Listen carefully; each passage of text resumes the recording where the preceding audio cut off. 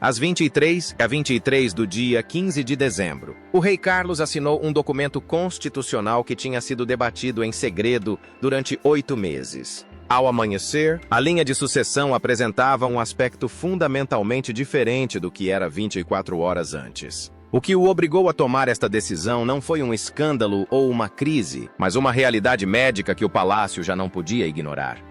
A assinatura à meia-noite. A assinatura teve lugar na sala de estar azul da Clarence House, um espaço que Charles sempre preferira pela sua intimidade e aconchego. Lá fora, Londres dormia sob um frio de dezembro que se instalara profundamente nas pedras e no pavimento. Lá dentro, um pequeno grupo de testemunhas permanecia em quase silêncio, observando o rei a pegar na sua caneta e a iniciar o cuidadoso trabalho de alteração da história constitucional. Quando finalmente assinou, o traço da sua caneta foi firme e deliberado. Charles R. Escrito com a caligrafia inconfundível que assinara inúmeros documentos ao longo de uma vida de serviço à realeza, mas nenhum exatamente igual a este. Ao seu lado, o príncipe William aguardava. Com a caneta na mão, o rosto cuidadosamente neutro, mas a tensão visível nos ombros, as testemunhas, a princesa Anna, o arcebispo de Cantuária, o Lord Chamberlain e um alto representante do conselho privado estavam em semicírculo atrás deles. Ninguém falou. Os únicos sons eram o arranhar da caneta no papel e o ligeiro tic-tac de um relógio de secretária que pertencera à rainha Isabel. Quando ambas as assinaturas foram concluídas, Lord Chamberlain deu um passo em frente para aplicar o selo oficial. O documento foi depois colocado numa pasta de couro para ser entregue imediatamente ao Gabinete de Assuntos Constitucionais, onde seria registrado, copiado e distribuído às autoridades governamentais e da Commonwealth competentes. Não houve champanhe, nem felicitações, apenas um discreto reconhecimento do arcebispo, uma breve bênção proferida num tom baixo e cauteloso, como alguém que compreendia estar a testemunhar algo raro.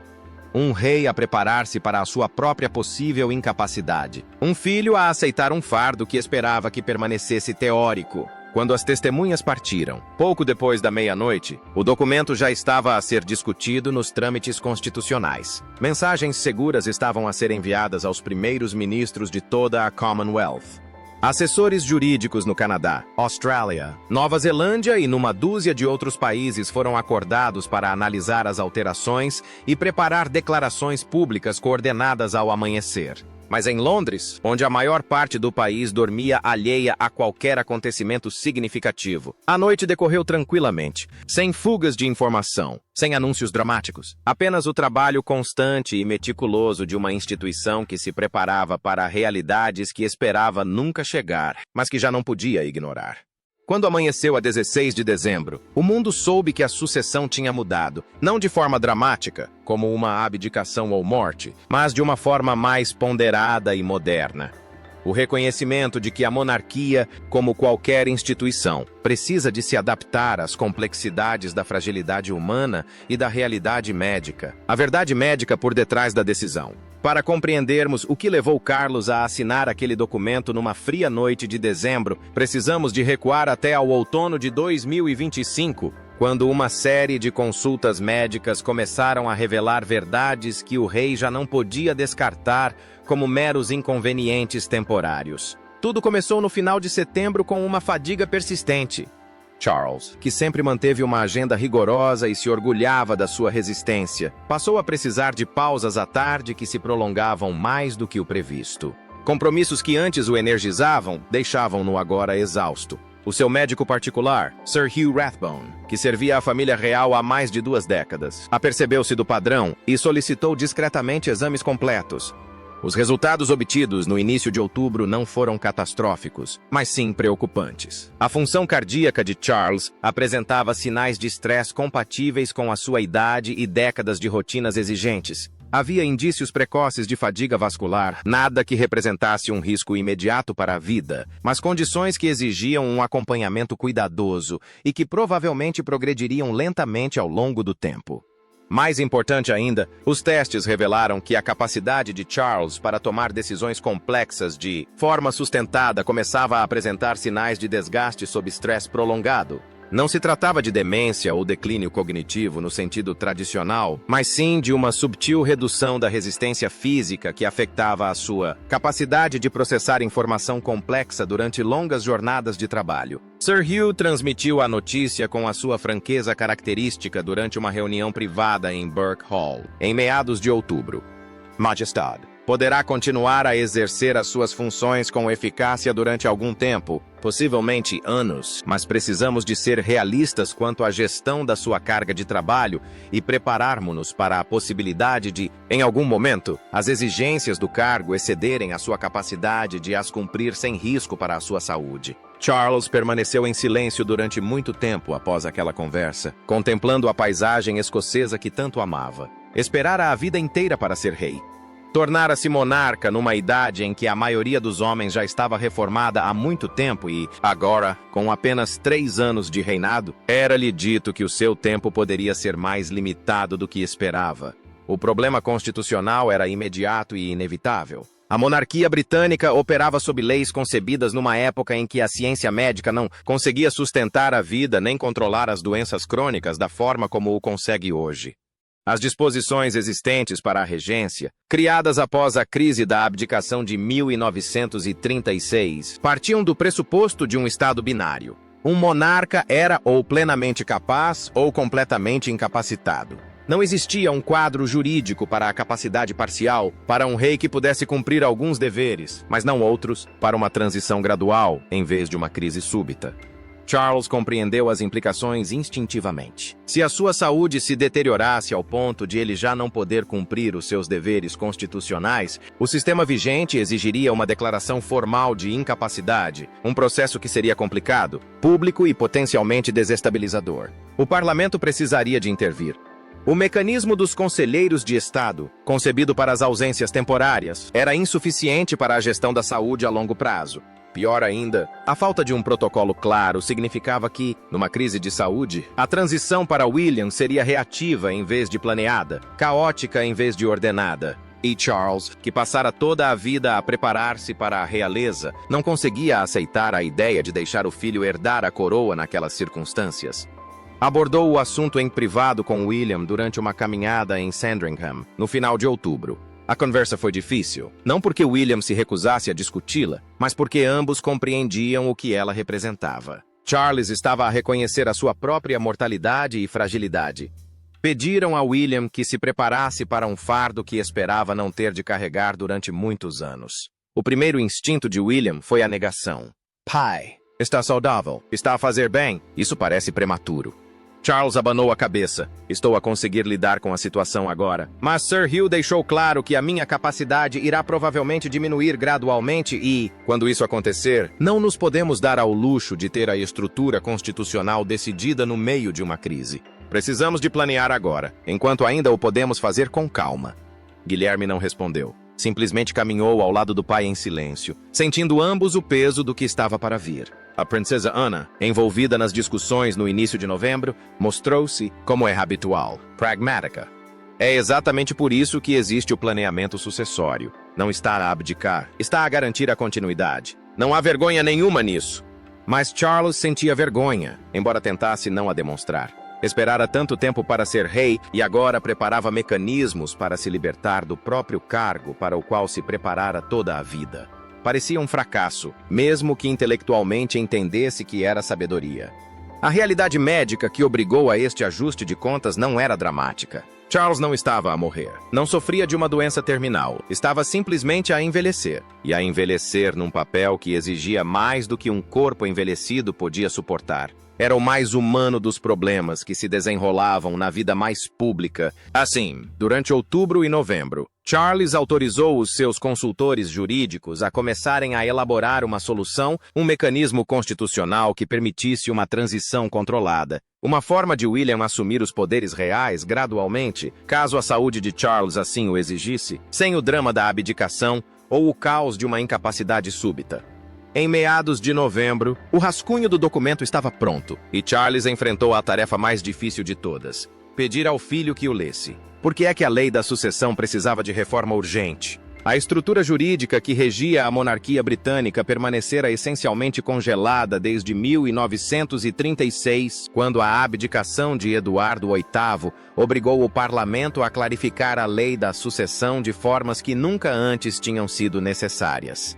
A legislação resultante, elaborada no meio de uma crise constitucional, visava evitar outra situação como a de Eduardo, garantir que a abdicação exigia a aprovação parlamentar e que a linha de sucessão se mantinha absolutamente clara. Mas o que as reformas de 1936 não previram, o que ninguém nessa altura poderia ter previsto, foi a revolução na ciência médica que se viria a desenrolar ao longo das 9 décadas seguintes. Em 1936, as pessoas morriam rapidamente de doenças que hoje são tratadas durante anos. Os líderes ou desempenhavam as suas funções plenamente, ou não. Não havia meio termo, nenhum declínio prolongado que a medicina moderna pudesse controlar. Em 2025, esta suposição binária estava perigosamente desatualizada, e Charles, juntamente com os seus consultores jurídicos, compreenderam que a monarquia não se podia dar ao luxo de esperar por uma crise para expor as lacunas da lei da sucessão. O problema central era simples. Se Charles se tornasse incapaz de cumprir os seus deveres devido à sua saúde debilitada, a lei vigente previa apenas 2 opções. Podia abdicar, processo que exigia a aprovação parlamentar, anúncio público e a renúncia definitiva à coroa. Ou poderia ser declarado incapaz, um processo igualmente público e dramático, que exigiria avaliações médicas, intervenção do conselho privado e a nomeação formal de um regente. Nenhuma das opções permitia o que os médicos de Carlos previam ser o mais provável: um declínio gradual das suas capacidades que tornasse algumas responsabilidades controláveis e outras excessivamente exigentes. Não havia previsão legal para que um rei se afastasse parcialmente, transferindo certas funções constitucionais para o seu herdeiro enquanto retinha outras. E não havia, certamente, qualquer previsão para que tal fosse feito discretamente e com dignidade, sem transformar a transição num espetáculo público. Charles tinha observado a sua mãe a lidar com questões semelhantes nos seus últimos anos. A rainha Isabel, determinada a governar até a sua morte, reduziu gradualmente a sua agenda e delegou mais responsabilidades no próprio Carlos. Mas estas delegações eram informais, baseadas no entendimento mútuo e na tradição do palácio, e não num quadro legal. E quando Elizabeth morreu, a transição foi repentina, imediata e só foi possível graças a anos de planeamento prévio. Charles não queria que a sua própria transição dependesse de uma morte súbita ou de uma crise pública. Pretendia um mecanismo que reconhecesse a realidade, que permitisse uma mudança controlada e que protegesse tanto a instituição como o seu filho de traumas desnecessários. Estas não eram perguntas hostis. Eram questões práticas de reinos que precisavam de compreender como funcionariam os seus mecanismos constitucionais caso o monarca britânico enfrentasse problemas de saúde. E a incapacidade do palácio em fornecer respostas claras revelava, por si só, um problema sistêmico. A princesa Anna, que passou décadas a observar as vulnerabilidades estruturais da monarquia, foi quem mais pressionou para uma ação imediata. Não podemos governar com base na esperança, disse ela a Carlos durante uma reunião em novembro, em Windsor. Não podemos presumir que o senhor permanecerá plenamente capaz até uma morte súbita. A realidade médica já não funciona dessa forma, e o nosso quadro constitucional tem de o reconhecer. A equipa jurídica que trabalhou na solução enfrentou desafios extraordinários. Precisavam de criar um mecanismo juridicamente vinculativo em 15 domínios da Commonwealth, cada um com as suas próprias estruturas constitucionais. Precisavam de uma linguagem clara o suficiente para evitar ambiguidades, mas flexível o suficiente para se adaptar a diferentes cenários. E, com a maior delicadeza possível, precisavam de elaborar algo que não fosse interpretado como uma admissão de fraqueza por Charles ou como uma preparação para abdicar. Em primeiro lugar, não era necessária uma declaração formal de incapacidade. Em vez disso, permitia ao monarca transferir voluntariamente poderes constitucionais específicos para o herdeiro, caso o parecer médico sugerisse que tal transferência serviria melhor à estabilidade da coroa. A decisão permanecia inteiramente a cargo do monarca, mas baseava-se na realidade médica e não na pressão política. Em segundo lugar, a transferência poderia ser parcial e gradual. William poderia assumir poderes sobre determinadas áreas, como receber visitas de Estado ou conduzir investimentos, enquanto Charles manteria outras, como as audiências semanais com o primeiro-ministro ou a aprovação de certos documentos de Estado. Esta flexibilidade reconhecia que a capacidade não era binária, que se podia ser competente em algumas áreas enquanto se enfrentava dificuldades noutras. Em terceiro lugar, e mais importante, o mecanismo foi concebido para ser reversível. Se a saúde de Charles estabilizasse ou melhorasse, os seus poderes poderiam ser restaurados. Isto não era uma abdicação disfarçada de gestão de cuidados de saúde. Foi uma tentativa genuína de criar flexibilidade constitucional. Os reinos da Commonwealth, consultados secretamente durante todo o processo de redação, responderam com um apoio cauteloso. A maioria reconheceu que as suas próprias leis de sucessão necessitavam de uma modernização semelhante. Os consultores constitucionais do Canadá foram particularmente úteis, aproveitando a sua experiência com transições de primeiros-ministros envolvendo questões de saúde. No início de dezembro, o documento estava pronto. A versão final estava em cima da secretária de Charles, na Clarence House, aguardando o momento em que precisaria de a partilhar com a pessoa mais diretamente afetada por ela. O príncipe William, o seu filho, o seu herdeiro, o homem que carregaria o fardo deste novo arranjo constitucional. O documento que William não queria ler. O envelope chegou ao Palácio de Kensington no dia 12 de dezembro, entregue por um mensageiro real sob o mais alto nível de segurança. O secretário particular de William trouxe-o até ele durante uma reunião ao fim da tarde, interrompendo-o com uma expressão de desculpas que indicou imediatamente a William que aquela não era uma correspondência de rotina. De Sua Majestade, disse o secretário em voz baixa, só para os seus olhos, para ser lido em privado. William terminou a reunião e sentou-se sozinho no seu escritório enquanto a escuridão do inverno se adensava lá fora. O envelope era grosso, selado com o selo pessoal do rei. Lá dentro, encontrou 2 itens. Um documento legal formal, a minuta do protocolo de transição da regência e uma carta pessoal do seu pai, escrita à mão em papel timbrado da Clarence House. O Guilherme leu a carta primeiro. Meu querido William, começava ela, com a caligrafia inclinada característica de Charles. O que se segue é difícil de escrever e provavelmente será difícil de ler, mas é necessário e acredito que compreenderá por quê. A carta explicava, em termos mais pessoais do que qualquer relatório médico poderia, o que Carlos vinha vivenciando. A fadiga, as consultas médicas, a crescente consciência de que a sua capacidade de servir como rei poderia ser limitada pelo tempo e pela saúde de formas que não tinha previsto. Carlos escreveu com uma vulnerabilidade que Guilherme raramente vira no pai, reconhecendo medos e frustrações que o rei nunca expressaria publicamente. Não sei quanto tempo tenho para servir eficazmente, escreveu Charles. Podem ser muitos anos, pode ser menos do que espero, mas não posso, em sã consciência, deixar estas questões sem resposta até que a crise nos obrigue a responder-lhes. A carta concluía com um pedido. Leia o documento. Reflita sobre o que ele lhe pede e, quando estiver preparado, podemos discutir em conjunto. Não é algo que eu possa decidir sozinho. William pôs a carta de lado e voltou-se para o documento legal. A linguagem era densa, repleta de terminologia constitucional e disposições legais, mas o seu significado essencial era claro. Se a saúde de Charles se deteriorasse ao ponto de a recomendação médica sugerir uma transferência parcial de funções, este protocolo permitiria a William assumir essas funções sem o drama de uma abdicação ou de um processo formal de incapacidade. William leu o documento 2 vezes, depois largou-o e ficou a olhar para o vazio. A sua primeira emoção não foi de preparação ou de dever, mas sim de recusa. Ele não queria essa responsabilidade. Não agora, não daquela forma. O seu pai esperara toda a vida para ser rei. William esperava ter de esperar um tempo semelhante. A ideia de assumir os poderes reais enquanto o seu pai ainda fosse vivo, ainda usando a coroa, parecia errada de formas que não conseguia expressar completamente. Catherine encontrou-o 1 hora depois, ainda sentado no escritório que escurecia. Ela acendeu um candeeiro e sentou-se ao lado dele em silêncio, esperando que ele encontrasse as palavras certas. Ele quer que eu partilhe a coroa, disse William por fim, enquanto ainda está vivo, enquanto ainda consegue pensar com clareza. Catherine olhou para os documentos que estavam em cima da secretária dele.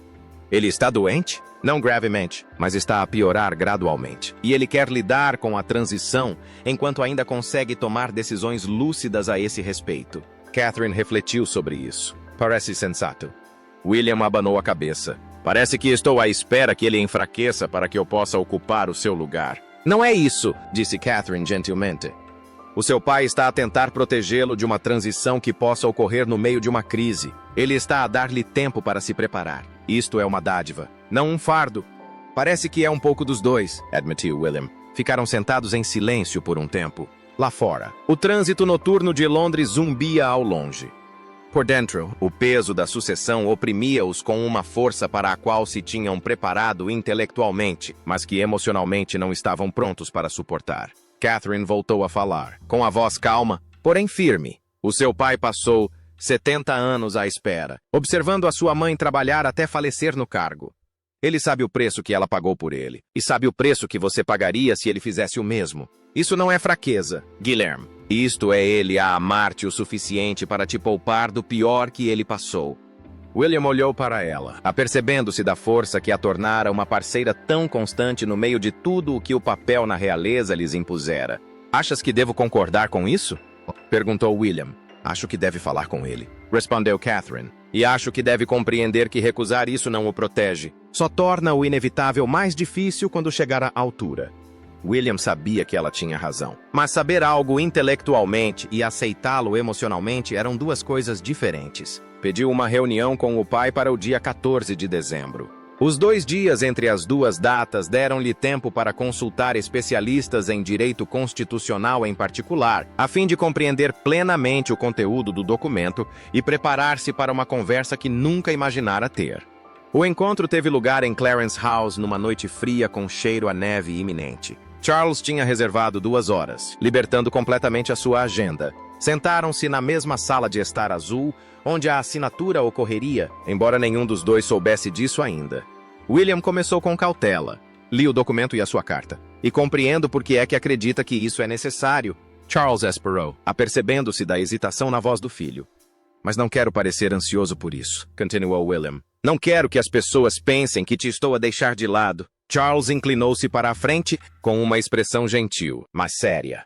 Nunca demonstrou interesse pelo meu cargo, William. Desempenhou o seu papel com relutância e sentido de dever na mesma medida. Ninguém que o conheça poderia acreditar que me está a afastar.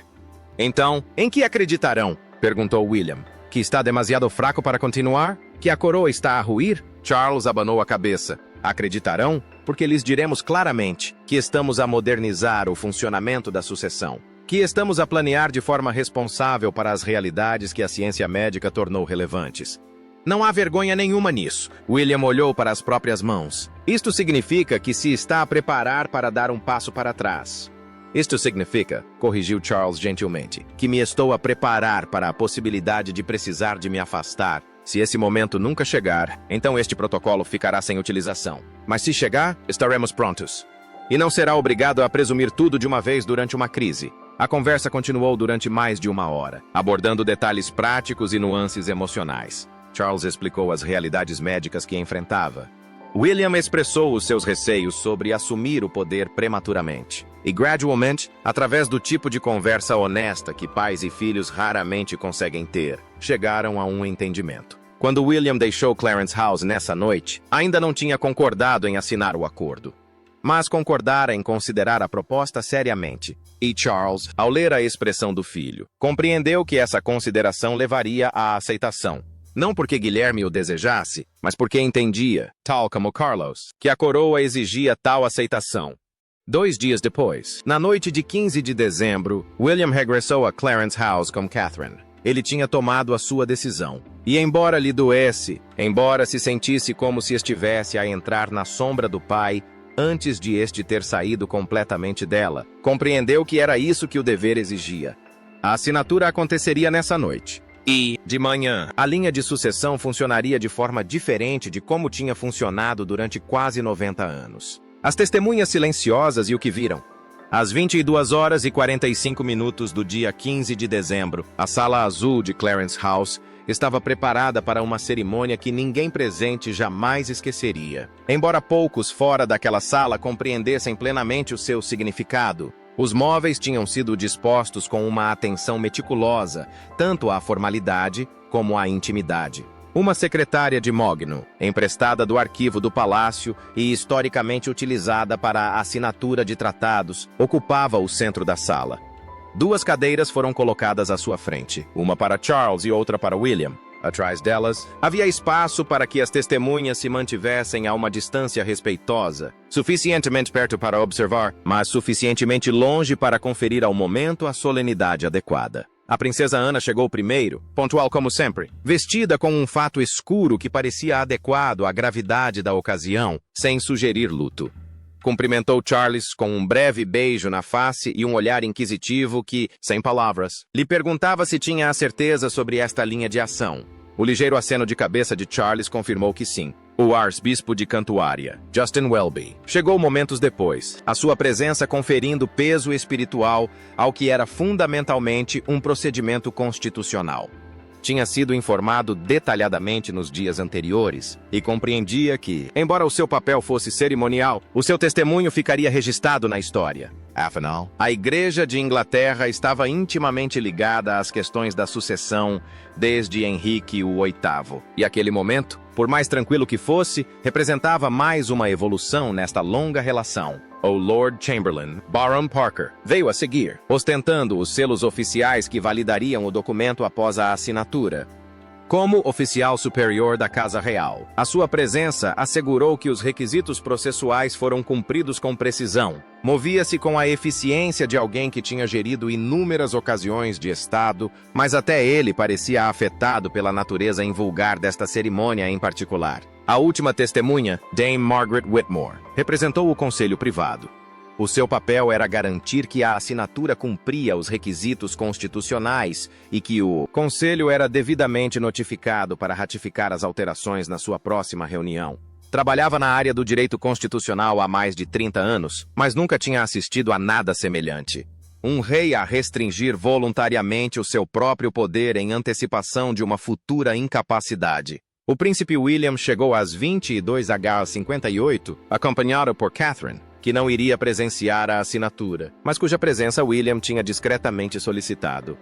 Ela permaneceu numa sala adjacente, perto o suficiente para que William soubesse da sua presença, mas respeitando o facto de que a assinatura em si precisava de envolver apenas aqueles com funções constitucionais formais. Carlos e William estiveram juntos por um instante, pai e filho, rei e herdeiro, partilhando um silêncio que carregava décadas de história complexa. De seguida, Charles fez um gesto em direção às cadeiras e ambos se sentaram.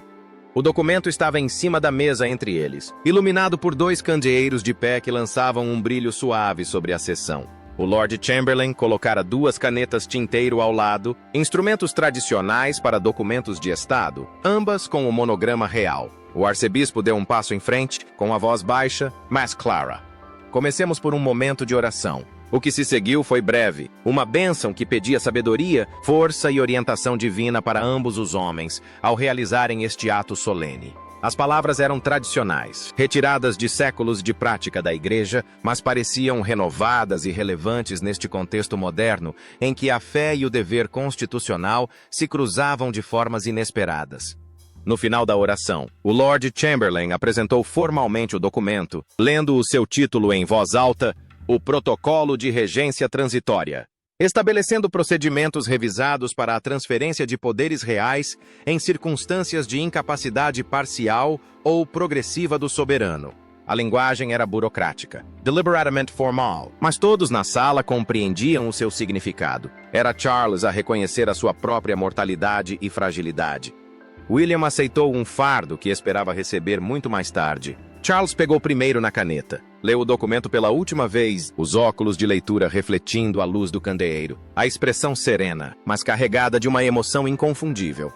Quando finalmente começou a assinar, a sala sustinha a respiração coletivamente. O.R. de Carlos. A assinatura era firme, cada letra cuidadosamente formada, o floreado final no R tão decisivo como em milhares de documentos anteriores. Mas esta era diferente. Este episódio alterou a relação fundamental entre um rei e o seu herdeiro. Charles largou a pena e olhou para William. A expressão que se cruzou entre ambos foi complexa, transportando consigo, ao mesmo tempo, um pedido de desculpas, esperança, tristeza e pragmatismo. Naquele momento, William compreendeu que o pai não estava a desistir. Estava a dar-lhe as ferramentas para assumir o controle com dignidade, caso fosse necessário. Era, à sua maneira, um ato de amor. William pegou na sua própria caneta. A sua mão, como as testemunhas recordaram mais tarde, estava firme. Leu as passagens que se referiam especificamente às suas responsabilidades, aos poderes que assumiria caso o protocolo fosse ativado, aos deveres que desempenharia em nome do seu pai. Em seguida, assinou William. Não usou uma assinatura real como faria quando se tornasse rei. Não se tratava de assumir o trono. Tratava-se de partilhar o fardo. Quando ambas as assinaturas foram concluídas, o Lord Chamberlain aplicou o selo oficial, pressionando-o firmemente contra a cera vermelha que tinha sido preparada. O som do selo, a quebrar o silêncio, pareceu mais alto do que deveria. Definitivo e irrevogável. Dame Margaret deu um passo em frente para assinar como testemunha, seguida pelo arcebispo e pela princesa Ana. Cada assinatura acrescentava peso, transformando o documento de teoria em realidade constitucional. Anne, ao assinar, permitiu-se uma rara demonstração de emoção. Ela colocou brevemente a mão no ombro de Charles, um gesto tão invulgar que várias testemunhas o mencionaram nos seus relatos posteriores. Charles levantou a mão e cobriu a dela com a sua, um momento de solidariedade fraterna que demonstrava décadas de dever partilhado e respeito mútuo. O arcebispo ofereceu uma bênção final, com a mão erguida sobre Carlos e Guilherme. Que Deus vos conceda força para os dias que se avizinham, sabedoria no exercício dos vossos deveres e paz na certeza de que servem um propósito maior do que vós mesmos. Quando a cerimônia terminou, às 23h27, não houve aplausos nem felicitações formais. Lord Chamberlain recolheu os documentos, agora selados e autenticados, e colocou-os na pasta de couro que os levaria ao Gabinete de Assuntos Constitucionais para registro oficial. As testemunhas partiram em silêncio, cada uma consciente de que o que tinham visto seria discutido durante anos, analisado pelos historiadores e recordado como um ponto de viragem na forma como a monarquia moderna lidava com a sucessão. Mas naquele momento, ao deixarem Clarence House e regressarem às tranquilas ruas de Londres, apenas carregavam a sensação de terem presenciado algo profundamente triste e, ao mesmo tempo, notavelmente sábio. Charles e William permaneceram na sala de estar azul depois de todos os outros já terem saído. Catherine voltou a juntar-se a eles, aproximando-se de William sem dizer uma palavra. A rainha Camila, que tinha esperado na sua sala de estar privada durante a assinatura, entrou silenciosamente e ficou ao lado de Carlos. Durante alguns minutos, os quatro simplesmente coexistiram, assimilando o que tinha acontecido. Ninguém sentiu necessidade de falar. O documento estava assinado. O futuro estava agora estruturado de forma diferente de como estivera uma hora antes. E todos eles, cada um à sua maneira, processavam o significado daquilo. Finalmente, Charles quebrou o silêncio. "Obrigada", disse simplesmente, olhando para William. William assentiu com a cabeça. Era a coisa certa a fazer, mas não foi fácil, acrescentou Catherine em voz baixa. Charles esboçou um leve sorriso. As coisas certas raramente acontecem como planeado. Separaram-se pouco depois da meia-noite, regressando Carlos e Camila aos seus aposentos privados, partindo William e Catherine para o Palácio de Kensington. As luzes da Clarence House apagaram-se e Londres mergulhou nas poucas horas que restavam antes de o amanhecer trazer a notícia a um mundo que ainda não sabia que a monarquia tinha mudado fundamentalmente. O que mudou e o que isso significa para a coroa. O gabinete de imprensa do Palácio de Buckingham divulgou o comunicado precisamente às 7 horas da manhã do dia 16 de dezembro, hora que permitiu a sua transmissão nos telejornais da manhã britânicos, tendo em conta os diferentes fusos horários da Commonwealth. A linguagem foi cuidadosa, ponderada, elaborada para informar sem alarmar.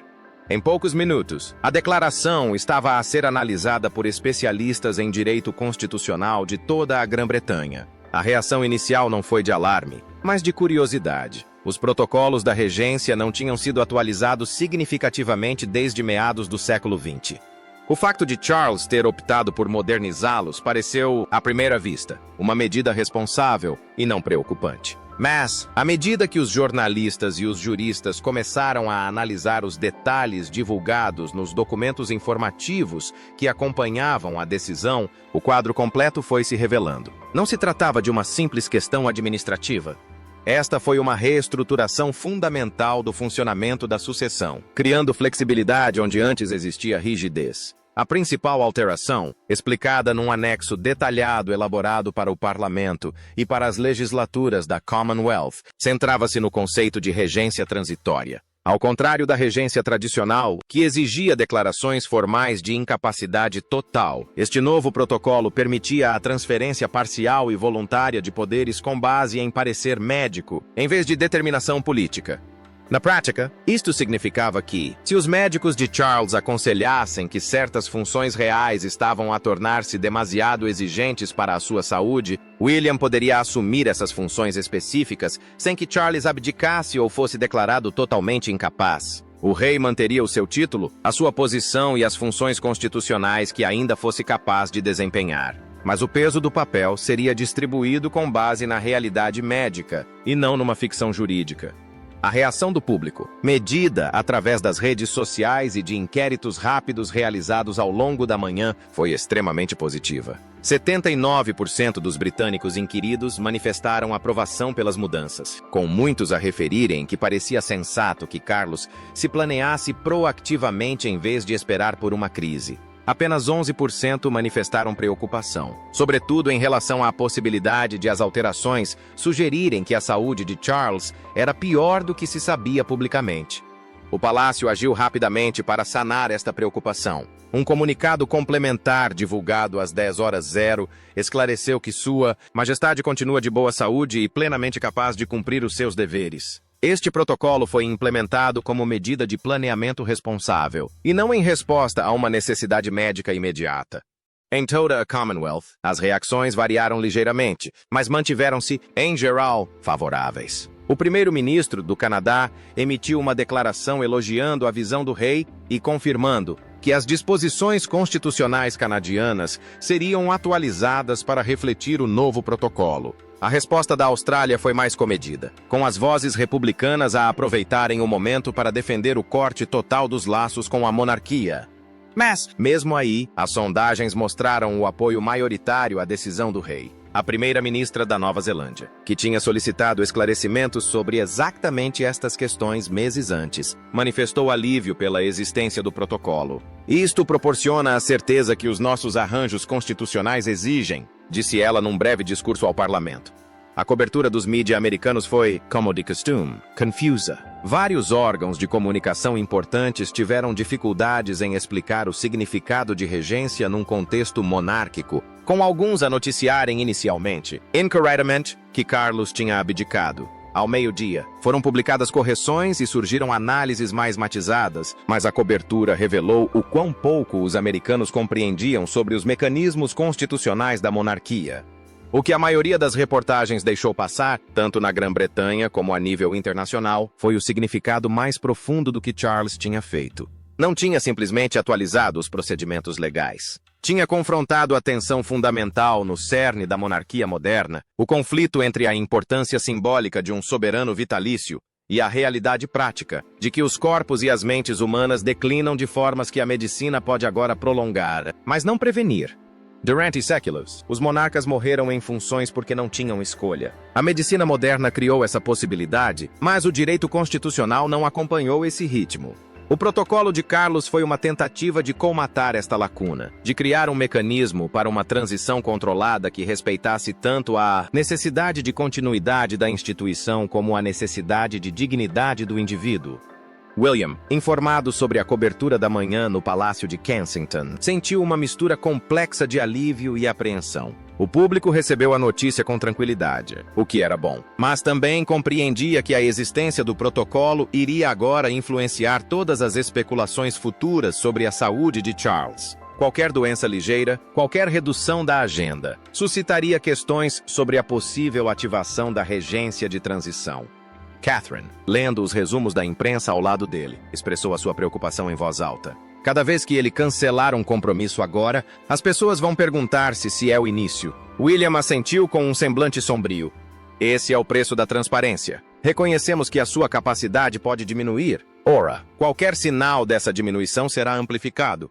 Mas a alternativa, argumentou Caterina, era esperar até que a crise forçasse a transição. Desta forma, pelo menos haveria um plano. Mais tarde, nesta manhã, Guilherme participou num pequeno almoço de trabalho com Carlos, Ana e assessores constitucionais de alto nível.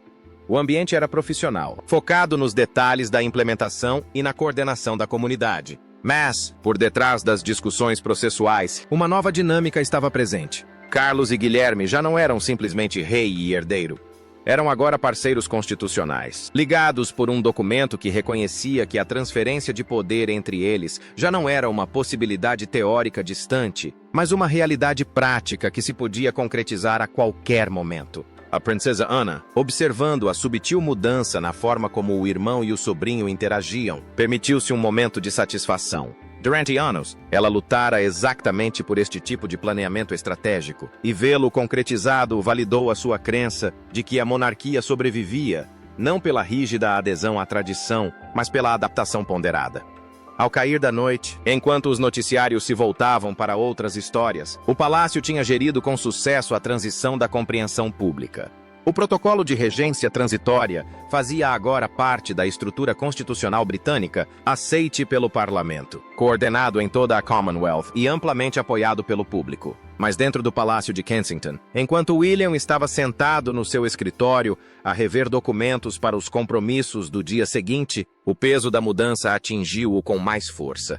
A coroa que um dia usaria aproximara-se, não pela morte do pai, mas pela sabedoria deste em se preparar para a incapacidade. Não era a herança que imaginara, mas talvez, pensava ele, fosse a herança que a monarquia moderna exigia. Não uma abdicação dramática ou uma sucessão repentina, mas uma transição ponderada, cuidadosamente planeada e executada com dignidade.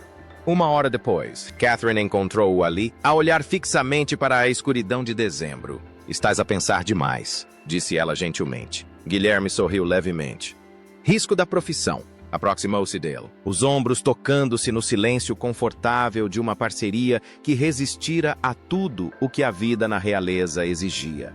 "O pai deu-lhe tempo", disse ela. "Tempo para se preparar. Tempo para amadurecer e se preparar para o que está para vir. Isto é mais do que a maioria dos herdeiros recebe." William sabia que ela tinha razão. Charles, que esperara 70 anos, derá ao filho algo que ele próprio nunca recebera. Uma trajetória gradual em direção ao poder, em vez de um choque repentino. Planeamento em vez de crise. Parceria em vez de substituição abrupta. William percebeu que talvez aquele fosse o maior presente que o pai lhe poderia ter dado. Não a coroa em si, que viria de qualquer forma, mas a estrutura para a assumir sem se destruir ou destruir a instituição no processo. Do lado de fora, Londres seguia o seu ritmo noturno, alheios ao facto de, num escritório tranquilo no Palácio de Kensington, o futuro rei refletir sobre uma mudança que definiria o funcionamento da sucessão pelas gerações vindouras. O documento assinado às 23h23 do dia 15 de dezembro alterou mais do que procedimentos legais. Alterou a relação entre pai e filho, entre rei e herdeiro, entre presente e futuro. E embora o público nunca tenha compreendido totalmente o peso emocional desta alteração, aqueles que a testemunharam, aqueles que a assinaram e aqueles que viveriam com as suas implicações, compreenderam. A coroa não enfraqueceu, adaptou-se, e nesta adaptação residia a sua sobrevivência contínua.